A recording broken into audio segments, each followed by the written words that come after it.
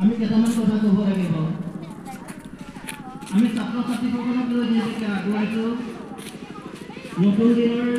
যিসকলে বাৰ্তা পাওক এই ছাত্ৰ ছাত্ৰী বা শিশুসকলক আমি কেনেধৰণে প্ৰতিপালিত কৰিছোঁ জীৱনৰ পথত আগবাঢ়ি যাবলৈ আমি ছাত্ৰ ছাত্ৰীসকলক আমাৰ শিশুসকলক কেনেধৰণৰ গাইড দিছোঁ এই কথাটো আমি আচলতে এনেধৰণৰ অনুষ্ঠানসমূহতে ভাবিব লাগিব মই এটা কথা খুব দুখৰে কথা অনুভৱ কৰিছিলোঁ এটা কথা মই ক'বলৈ কাৰণে বাধ্য হৈছোঁ আমাৰ ধৰ্মীয় অনুষ্ঠান ভাগ শেষ হ'ল ধৰ্মীয় অনুষ্ঠান ভাগ শেষ হোৱাৰ পাছত প্ৰধান অনুষ্ঠান পৰিচালনা সমিতিৰ তৰফৰ পৰা আমাৰ বিকাশ দা তেজপুৰৰ আৰু